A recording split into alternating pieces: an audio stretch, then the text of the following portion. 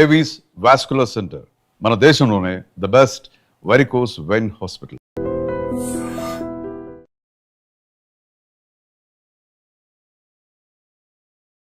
Hi hello నమస్తే, welcome to I dreams. నేను మీ Madhuri. Sugar వ్యాధి మనకి ఇప్పుడు తరచూ కూడాను 30 ఏళ్ళు నిండిన వాళ్ళలో ఎక్కువగా బాధిస్తున్న వ్యాధి. మరి ఈ వ్యాధిని నియంత్రించుకోవచ్చా? ఒకవేళ వచ్చిన తర్వాత దీన్ని ఎలా కంట్రోల్ చేసుకోవాలి? ఎటువంటి మెడిసిన్స్ యూస్ చేసుకోకుండా ఆ మెడిసిన్స్ని ఆపి, అంటే మెడిసిన్స్ ఎవరైతే యూస్ చేస్తున్నారో ఆ మెడిసిన్స్ ఆపి, లేదు అంటే కంప్లీట్గా మెడిసిన్స్ని పక్కన పెట్టి ఎలా ముందుకెళ్ళాలి? అలాగే ఇంట్లోనే మనకు దొరికిన చిన్న చిన్న వస్తువులతో మనకి షుగర్కి ట్రీట్మెంట్ మనం ఇంట్లోనే ఎలా చేసుకోవాలి, ఇవన్నీ చెప్పడానికి డాక్టర్ శ్రీఎల్ వెంకట్రావు గారు మనతో పాటు ఉన్నారు. ఆయన అడిగి తెలుసుకుందాం. నమస్తే సార్. నమస్తే డాక్టర్ గారు, షుగర్ వ్యాధి ఇప్పుడు 30లో పడ్డారు అంటే వాళ్ళకి మ్యాక్సిమంగా కనిపిస్తున్న ఒక వ్యాధి. అది ఏంటి అంటే జీవనశైలిలో బీపీ షుగర్లు ఎలా అయిపోయాయి అంటే, ఒక బీపీయా షుగరా ఓకే అది కామన్, జలుబు దగ్గు ఎలా వస్తుందో అవి కూడా అంత కామన్ అయిపోయాయి. కాకపోతే అవి లాంగ్ టర్మ్లో మనిషి శరీరం పైన, మనిషి ఆరోగ్యం పైన తీవ్ర ప్రభావం చూపిస్తున్నాయి. మరి అయితే షుగర్ వ్యాధికి సంబంధించి మనకి రివర్స్ షుగర్ని ఎలా చేసుకోవాలి, అలాగే షుగర్ వ్యాధిని ఒక్కసారి మనం డయాగ్నోస్ చేసిన తర్వాత దానికి ఎలాంటి రెమెడీస్ యూస్ చేయాలంటారు? షుగర్ అనేది అది అసలు జబ్బే కాదు, మనం కొనుక్కు తెచ్చుకుందే. మన పూర్వీకులు ఒక తరం ముందుకెళ్తే చక్కగా నడిచేవారు. ఆటోలు లేవు, బస్సులు లేవు, నడిచేవారు. నడిచినంతకాలం షుగర్ లేదు కదా. పోయి నడుస్తూ నాకుతో పాటు సైకిల్ దొక్కేవారు. అసలు ఇప్పుడు ఎవరైనా సైకిల్ దొక్కేవాళ్ళు ఉన్నారా? గ్రామాల్లో కానీ పట్టణాల్లో కానీ ఎవరైనా సైకిల్ దొక్కేవాళ్ళు ఉన్నారా? అంతే, ఎక్కడము. చివరికి రైతులు, వ్యవసాయ కూలీలు కూడా ఇంటి దగ్గర బయలుదేరి పొలం గట్టు దాకా బైక్ మీద వెళ్ళటం, ఇంకా ధనిక వర్గాలు అయితే కారులో వెళ్తాం. మరి ఇంకా వ్యాయామం ఎక్కడుంది? అంటే మనం కొనుక్కు తెచ్చుకుంది కదా. వ్యవసాయ కూలీలు గతంలో ఇంటి దగ్గర నుంచి పొలం వరకు నడిచి వెళ్ళేవారు. ఈ రోజున వ్యవసాయ కూలీలు ఏమంటున్నారు? అయ్యా ఆటో పెట్టండి, ఆటోలో ఎక్కొస్తామంటున్నారు. అంటే పొలం దాకా ఊరు నుంచి వాళ్ళ ఇంటి నుంచి ఆటోలో, ఆటో కాకపోతే ట్రాక్టర్ పెట్టమంటున్నారు. ట్రాక్టర్ దాంట్లో టైలర్లో ఎక్కి వెళ్తున్నారు, నడకలేదు. కనుక ఒకప్పుడు షుగర్ అంటే ఇదేదో ధనిక వర్గాలకు మాత్రమే వచ్చేది అనుకున్నారు. ఇవాళ కడు పేదలకి, నిరుపేదలకి, కూలీలకు, వ్యవసాయ కార్మికులకు వస్తూ ఉంది. ఎందుకంటే ఇవాళ అంటే పనులు చేయటంలా 30 ఏళ్ళోళ్ళే కాదు సార్, అంతకన్నా తక్కువ ఉన్న ఏజ్ ఉన్న వాళ్ళకి కూడాను ఇప్పుడు షుగర్ అనేది కనిపిస్తుంది. అంటే గరిష్టంగా 30 ఏళ్ళు అనేది ఒక ప్రామాణికం. ఇప్పుడు శ్రామిక వర్గానికి రాదు, ఇది పేదవాళ్ళ జబ్బు కాదు, అబ్బా కోటీశ్వర్ల జబ్బు అనుకునేవారు, అందుకే షుగర్ అనేవారు. ఇప్పుడు ఏమైంది? మరి కూలి పని చేసుకునే వాళ్ళకు కూడా వస్తుంది. ఎందుకు వస్తుంది? ఇంతకుముందు ఏదైనా తవ్వాలంటే చేతిలో పార ఉండేది, పలుగు ఉండేది, గడ్డపార పలుగు ఉండేది. ఇవాళ బరువులు మోసేవారు. ఇప్పుడు ఏమీ లేదు, బరువులు ఎత్తాలంటే మిషను, చేత్తో బరువులు ఎత్తే పని లేదు. వ్యవసాయ పనులన్నీ కూడా యాంత్రీకరణ జరిగింది. అందువల్ల మనం శారీరక శ్రమ లోపించటం వల్ల ఈ షుగర్ ఎక్కడ చూసినా, ఏ ఇంట్లో చూసినా, పట్టణాలు లేదు, నగరాలు లేదు, ధనిక వర్గాలు, పేద వర్గాలు అందరికీ వచ్చేస్తూ ఉంది. ఈ షుగర్ వ్యాధి బరువు అధికంగా ఉన్న వాళ్ళకి వస్తుంది. ఓకే, కనుక బరువుకి షుగర్కి లింక్ ఉంది. బరువు అధికంగా ఉన్న ప్రతి ఒక్కరూ కూడా థైరాయిడ్ గ్రంథి ఏమైనా సరిగా పనిచేస్తుందా లేదా తెలుసుకోవాలి. కనుక thyroid test T3, T4, TSH అనే పరీక్ష విధిగా చేయించుకుని, థైరాయిడ్ లోపం ఉన్నప్పుడు థైరాయిడ్ ట్యాబ్లెట్లు వాడితే బరువు తగ్గుతారు. అంటే డయాబెటిక్స్ ఉన్న వాళ్ళందరికీ థైరాయిడ్ వచ్చే అవకాశాలు ఉంటాయంటారా సార్? అంటే ఇప్పుడు ఎట్లయితే షుగరు, బీపీ అన్నదమ్ములో బరువు అధికంగా ఎవరైనా ఉన్నా చాలామంది చెప్తారు, నేను గుప్పిడి అన్నమే తింటానండి, ఇంతలా ఉన్నానేంటి అంటారు. గుప్పిడి అన్నము ఇంతలా ఉండడానికి కారణం ఏంటంటే థైరాయిడ్ గ్రంథి సరిగా పనిచేయటం లేదు. ఓకే, కనుక బరువు తగ్గటం అనేది షుగర్ నియంత్రణకు చాలా కీలకము. థైరాయిడ్ చేయించాం, నార్మల్ ఉంది, దాంట్లో సమస్య లేదు. అప్పుడు బరువు తగ్గడానికి ప్రకృతి ప్రసాదించిన మహాబీర విత్తనాలు అని ఉన్నాయి. ఇవి వన తులసి గింజలు. రాత్రిపూట ఒక స్పూను గింజలను గ్లాసు నీళ్ళల్లో నానబెట్టి రాత్రంతా నానిన తర్వాత ఉదయం పరగడుపున ఈ గింజలు నీళ్లు కలిపి తాగేస్తే చక్కగా బరువు తగ్గుతారు. బరువు తగ్గితే నిదానంగా షుగర్ కూడా తగ్గిపోతుంది. బరువుకి షుగర్కి లింక్ ఉంది. తర్వాత ఈ మధ్య కాలంలో చిన్న పిల్లలకి యుక్త వయసులో కూడా షుగర్ వస్తుంది. దాన్ని టైప్ 1 డయాబెటీస్ అంటారు. ఆ టైప్ 1 డయాబెటీస్ అనేది మందులు లేకుండా దాన్ని నియంత్రించడం కష్టం. చిన్న వయసులో వచ్చే షుగర్ వ్యాధికి ఇన్సులిన్ తప్పదు. అది ఇన్సులిన్ ఆధారిత షుగర్ అంటారు. అయితే అదృష్టవశాత్తు 100 మందికి షుగర్ ఉంటే 90 మందికి ఈ టైప్ 2 డయాబెటీస్ అంటే 40 ఏళ్ళు దాటి బరువు ఎక్కువ ఉన్న వాళ్ళకి వస్తూ ఉంటుంది. ఆ విధంగా బరువు నియంత్రణ ముఖ్యం. ఆహార నియమాలు 1983లో అన్న ఎన్టీ రామారావు ముఖ్యమంత్రి కాకముందు ఉత్తరాంధ్రలో, రాయలసీమలో, తెలంగాణలో ప్రజలంతా ఏం తినేవారు? రాగి, జొన్న, సజ్జ, కొర్రలు, అరిగెలు, సామెలు, ఊదలు. ఇవి తిన్నంత కాలము ఈ షుగర్ వ్యాధి అడ్రస్ ఉండేది కాదు. అన్న ఎన్టీఆర్ ఏం ఆలోచించాడు? ధనిక వర్గాలే బియ్యం తింటున్నారు, పేదోళ్ళంతా ఈ గింజలు, ఈ చిరుధాన్యాలు తింటున్నారు. ఇప్పుడు చిరుధాన్యాలు చాలా చౌకగా ఉండేవి. ఇప్పుడు చిరుధాన్యాల గురించి అవగాహన కలిగి చిరుధాన్యాల రేటు మంటెత్తిపోతా ఉంది. బియ్యం రేటు కంటే 4 రెట్లు ఉంది.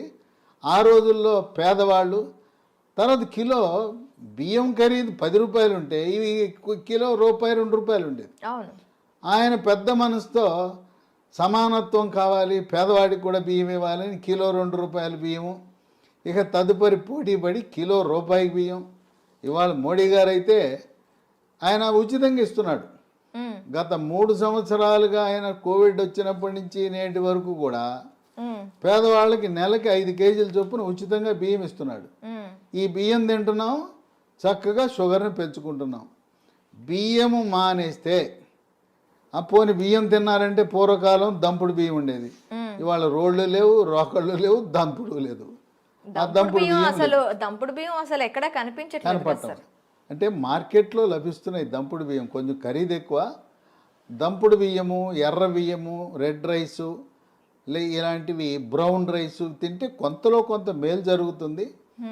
దీని బదులుగా బ్లాక్ రైస్ అని ఒకటి ఉంది, అది కూడా కొంత మేలే. అసలు అన్నం మానేస్తే షుగరే ఇంక మన జోలికే రాదు. తర్వాత కొంతమంది పాపం తెలవక నాకు షుగర్ వచ్చింది అందుకని అన్నం మానేసి గోధుమల జోలికి వెళ్ళాను అంటారు. గోధుమ రొట్టె వేసుకుంటున్నా, గోధుమ అన్నం తింటున్నా, గోధుమ రవ్వతో ఉప్మా చేసుకున్నా అన్న. గోధుమల వల్ల షుగర్ ఇంకా పెరిగిపోతుంది. అన్నములో, వరి అన్నములో ఉండే పిండి పదార్థం కంటే గోధుమలో రెట్టింపు ఉంది. కనుక మనకి 2 శత్రువులు ఉండారు. దక్షిణ భారతంలో మనం తినే వరి అన్నము, ఉత్తర భారత వాసులు తినే గోధుమలు. ఈ 2 మన దేశంలో ఎక్కువ మంది తినేది ఇదే. పేద, ధనిక అన్ని వర్గాలు తినేది. ఈ 2టిని మానేసి రాగి, జొన్న, సజ్జ, కొర్రలు, అరిగెలు, సామెలు, ఊదలు జావరూపాన అన్నమో లేదు పిండి చేసి పుల్కాలు, రొట్టెలు చేసుకుని తింటే షుగర్ పరారవుతుంది. అసలు షుగరే రాదు. కనుక మనం తీసుకునే ఆహార నియమాలు అనేది చాలా ముఖ్యం. వీటితో పాటు వ్యాయామం చేయాలి. నడక ముఖ్యం. యోగా, ప్రాణాయామము, ధ్యానము, నడక. ఇప్పటికైనా షుగర్ ఉన్నవాళ్ళు మీకు బైక్ ఉండొచ్చు కాక, కారు ఉండొచ్చు కాక, ఉన్న ఒక సైకిల్ కొనండి. కొత్త సైకిల్ ఒకటి కొని తొక్కండి. సైకిల్ తొక్కితే పోనీ బయట తొక్కడం వీలు కాకపోతే ఇప్పుడు కూడా కొంతమంది సైకిల్ స్టాండ్ వేసి ఇంట్లోనే తొక్కుతుంటారు. స్టాండ్ వేసి తొక్కుతుంటారు. సైకిల్ తొక్కితే బరువు తగ్గుతారు, మోకాళ్ళ నొప్పులు తగ్గుతాయి, కండరాల నొప్పులు తగ్గుతాయి, షుగర్ కూడా నియంత్రణలోకి వస్తుంది. మన ఇంట్లో వాషింగ్ మెషిన్ ఎట్లా ఉంటుందో, బట్టలు ఉతికే మెషిన్, టీవీలు ఉంటాయి, గేజర్ ఉంటుంది, అట్టాగే వెయింగ్ మెషిన్ కూడా ఉండాలి. ప్రతిరోజు ఇంట్లో ఉన్న ప్రతి ఒక్కరు కూడా బరువు చూసుకోవాలి. ఇది ఎక్కడ కనపడదు. వాషింగ్ మెషిన్ కొన్నవాళ్ళు వెయింగ్ మెషిన్ ఎంత ఉంటుంది చూడండి. వెయింగ్ మెషిన్తో మరీ ముఖ్యంగా షుగర్ ఉన్నవాళ్ళు వెయింగ్ మిషన్ తప్పనిసరి. దాంతోపాటు ప్రతిరోజు మన షుగర్ ఎంత ఉందో చూసుకునే చిన్న పెద్ద ఖరీదు ఉండదు, 700 రూపాయలు, గ్లూకోమీటర్ అనే పరికరము, దాంతో చూసుకోవాలి. అట్లాగే షుగర్ నియంత్రణ గత 3 నెలలుగా ఎలా ఉన్నది అని చేసే ఒక పరీక్ష ఉన్నది, దాని పేరు HbA1c పరీక్ష. ఆ పరీక్ష 3 నెలలకు ఒకసారి చేసినప్పుడు 7 కంటే తక్కువ ఉంటే నియంత్రణ బాగున్నది అని అర్థమవుతుంది. ప్రతి మంత్లో కూడా చేస్తారా సార్ ఇది? కాదు, 3 నెలలకు ఒకసారి చేయాలి. ఓకే. ప్రతి నెల అవసరం లేదు, 3 నెలలకు ఒకసారి. మా ఇంటి పక్కనే ల్యాబొరేటరీ ఉందని గ్లూకోమీటర్ కొంట మాత్రం మానకూడదు. మన ఇంటి పక్కన ల్యాబొరేటరీ ఉంటే HbA1c పరీక్ష చేయించుకోండి. ఈ చిరుధాన్యాల గురించి చెప్పాను. చిరుధాన్యాలతో చేసే బిస్కెట్లు, చాక్లెట్లు అందుబాటులోకి వచ్చినాయి. లీ హెల్త్ అనే కంపెనీ వాళ్ళు మిల్లీ కుక్కీస్ అని బిస్కెట్లు తయారు చేశారు. ఓకే. ఇవి 3 పూట్ల 3 తినొచ్చు. ఈ బిస్కెట్లు తింటే షుగర్ పెరగదు.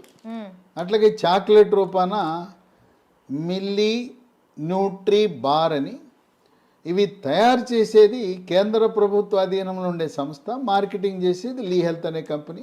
ఓకే. ఇవి కూడా షుగర్ ఉన్న వాళ్ళు తినటం చాలా మేలు జరుగుతుంది. ఇవి కావాల్సిన వాళ్ళకి ఒక నంబర్ ఇస్తాను, వాళ్ళకి ఫోన్ చేయండి. 9502897374. ఓకే. 9502897374. ఓకే. కనుక ఈ చిరుధాన్యాలు ఈరోజు మనకు చాలా కీలక పాత్ర పోషిస్తున్నాయి. చిరుధాన్యాలు నమ్ముకోండి, షుగర్కి అసలు మందులు అవసరం లేదు. అయితే ఇంట్లో మనకి ఏమైనా ఉన్నాయా సార్ చిట్కాలు? ఇంట్లో చిట్కాలు ఉన్నాయి.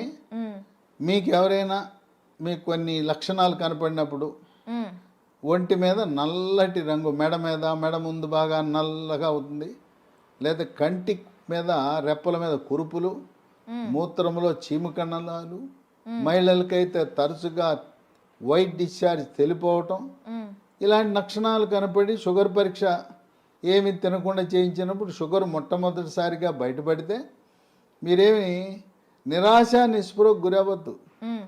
అసలు ముందు డాక్టర్ రాసేస్తాడు, పేజీ నిండా రాసేస్తాడు మందులు, రాంచుకోండి. ఆయన కొనమంటే సార్ డబ్బులు లేవండి తర్వాత కొంటానండి, ఎందుకంటే డాక్టర్ రాసి ఇచ్చినాక నా మందుల షాప్ ఉంది అక్కడే కొని అంటాడు. మీరు ఆయన ఎందుకు ఇబ్బంది పెట్టడం? నేను వాడనంటే బాధపడతాడు, డాక్టర్ రాసిస్తాడు, మీరు వాడద్దు, మందులు కొనద్దు, డబ్బులు లేవని చెప్పండి, అప్పిస్తానంటే అప్పు తీసుకోనని చెప్పండి. అసలు మందులే అవసరం లేదు. టైప్ 2 డయాబెటీస్ కొత్తగా బయటపడితే మందులు లేకుండా నియంత్రించవచ్చు. బరువు తగ్గండి, ఆహార నియమాలు పాటించండి. నేను చెప్పినట్టుగా అన్నముకి గోధుమలకు స్వస్తి పలికి మనం కేవలం చిరుధాన్యాలు మాత్రమే వాడుతూ ఇంట్లో వాడుకోవటానికి 10 రకాల గృహ వైద్యాలు, చిట్కా వైద్యాలు, హోమ్ రెమెడీస్ ఉన్నాయి. 10 అవసరంలా. మీకు నచ్చినవి మెచ్చినవి 1, 2, 3 చూసుకోండి. మీకు ఏది బాగుంటే వాడండి. బ్రహ్మాండంగా ట్యాబ్లెట్లు లేకుండా, ఇన్సులిన్ లేకుండా 100కి 100 పాళ్ళు షుగర్ నియంత్రణ అవుతుంది. అంతేకాదు మాకు తెలవకుండా పిచ్చాళ్ళలాగా మేము మొదలెట్టేసామండి, డాక్టర్ గారు రాసి ఇచ్చాడు, గత 3 ఏళ్ళగా 4 ఏళ్ళగా మేము వాడుతున్నామంటే 5 సంవత్సరాలుగా ట్యాబ్లెట్ వాడుతున్న వాళ్ళకు కూడా షుగర్ని రివర్స్ చేయొచ్చు, డయాబెటీస్ని రివర్స్ చేయొచ్చు. ఇది వైద్య పరిశోధనలో నిర్ధారించడం జరిగింది. ఇక 15-20 ఏళ్ళు ఉంటే డోస్ తగ్గించవచ్చు, ట్యాబ్లెట్ల డోస్ తగ్గించవచ్చు, ఇన్సులిన్ డోస్ తగ్గించవచ్చు, కానీ పూర్తిగా మానలేం. గృహ వైద్యాలు 10 ఉన్నాయి. మొట్టమొదటిది తమలపాకు. తమలపాకు పొద్దున ఒక 2 తమలపాకులు, రాత్రి ఒక తమలపాకులు, ఉట్టిది నవలాలి, దాంట్లో ఏం వేసుకోకూడదు. ఇక 2 మెంతిపొడి. ఉదయం 1 స్పూను మెంతిపొడి, రాత్రి 1 స్పూను మెంతిపొడి నీళ్ళలో కలుపుకొని తాగాలి.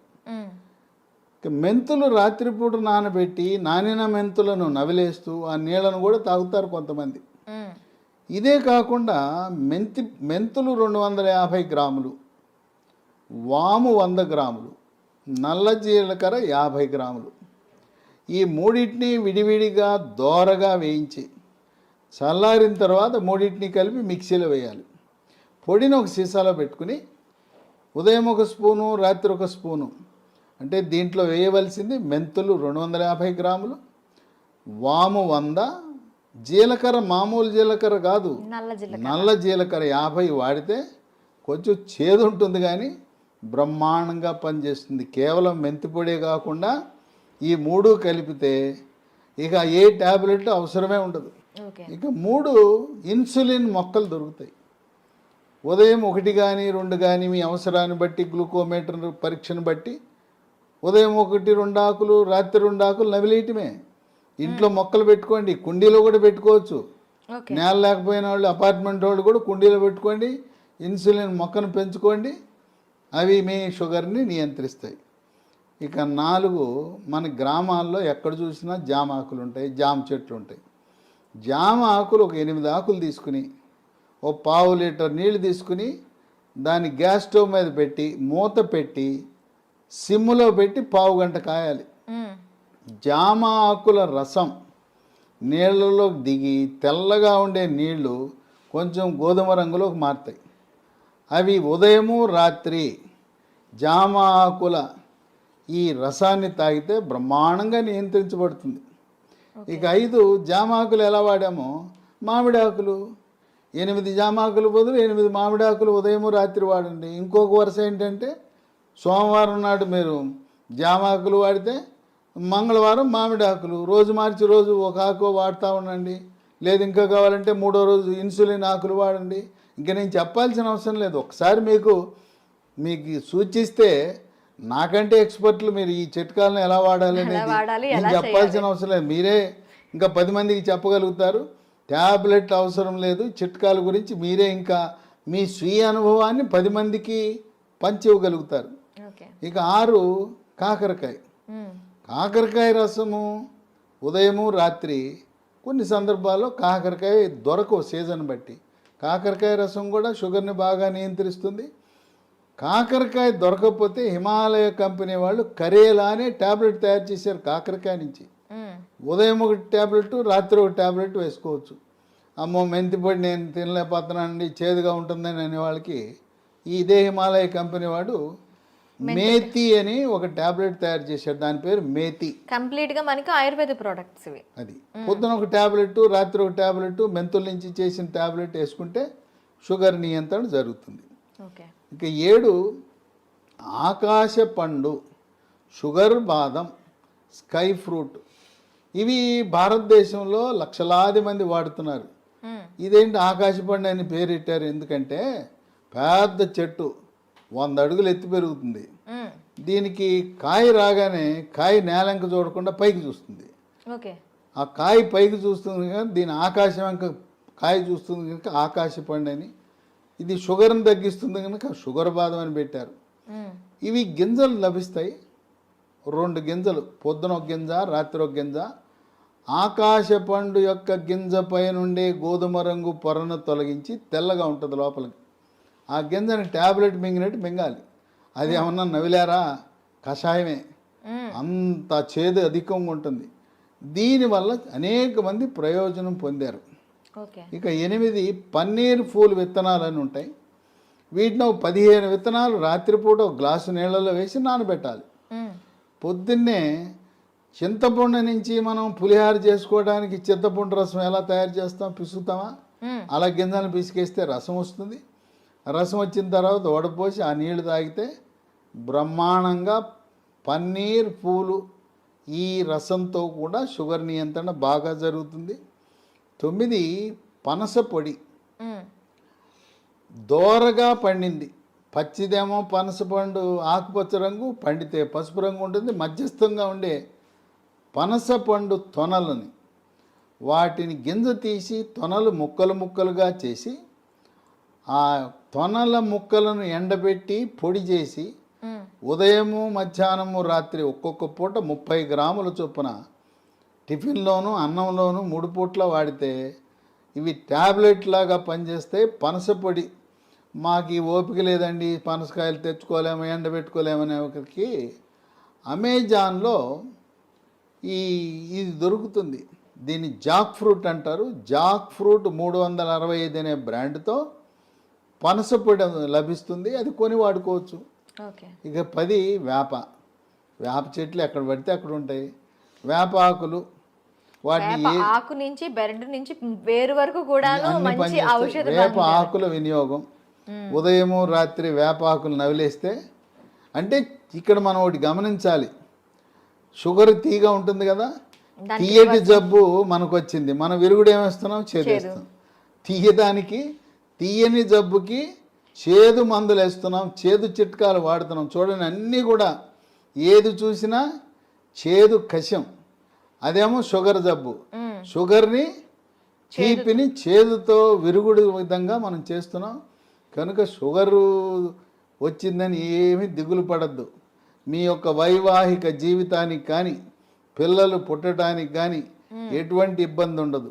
కొంతమందికి ఒక అనుమానం ఉంటుంది, అమ్మాయికి చిన్న వయసులోనే షుగర్ వచ్చిందంట, పెళ్లి చేసుకుంటే నా వారసులు పుడతారో లేదో అని అనుమానం ఉంటుంది. చిన్న వయసులో టైప్ 1 డయాబెటీస్ వచ్చిన మగవ పిల్లలు కానీ ఆడపిల్లలను కానీ ఎటువంటి సంకోచము లేకుండా వివాహం చేసుకోవచ్చు. ఓకే, సంసార జీవితానికి కానీ తర్వాత పిల్లలు పుట్టడానికి కానీ ఎటువంటి ఆటంకము కాదు. చిన్న వయసులో ఉంటే ఇన్సులిన్ కావాలి, పెద్ద వయసులో బయటపడితే మన ఆహార నియమాలు, గృహ వైద్యాలు, బరువు తగ్గటము, వీటితో సంపూర్ణంగా నియంత్రించవచ్చు.